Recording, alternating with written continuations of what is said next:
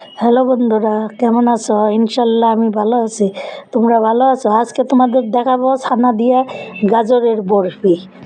এই দেখো, তেজপাতা দিলাম, ঘি দিলাম, এই যে গরম মশলা দিলাম, দিয়ে এখন এর ভিতর একটু নাড়াচাড়া করে গাজরটা ঢেলে দেবো। গাজরের সন্দেশও বলে, বরফিও বলা যায়। এই দেখো, দিয়ে এখন ভালো করে, যাতে গাজরের গন্ধটা না থাকে, গাজরটা গ্রেট করে দিয়েছি। এই দেখো, ভালো করে ভেজে নেব। এই যে হালকা আছে, সুন্দর করে ভেজে নেব। নিয়ে এর ভিতর ছানা দিয়ে দেব। এই দেখো, অনেকটা ছানা দিয়ে দিলাম। এই যে ছানা দিয়ে দিলাম, দিয়ে যাতে গন্ধ না থাকে, ছানার একটা পানি পানি ভাব আছে, ওটা শুকাই নেব। এই দেখো, ভাজতে ভাজতে পানিটা শুকাই যাবে।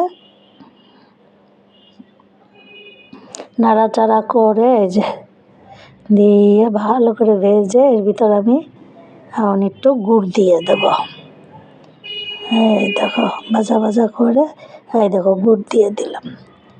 দিয়ে চিনি দিয়েও এটা হয়, তা আমি আবার গুড় দিয়ে করছি, এখন গুড়ের টাইম, তাই গুড় দিয়ে করছি।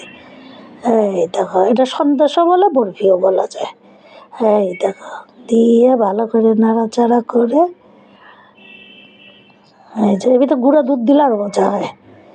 এই যে এখন ঠান্ডা করে যে বরফি কেটে নেব, নিয়ে পরিবেশন করব।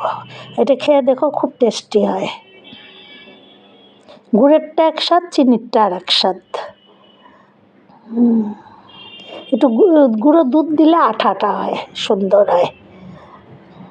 তা আমি আর গুড়ের ভিতর গুঁড়ো দুধ দিইনি।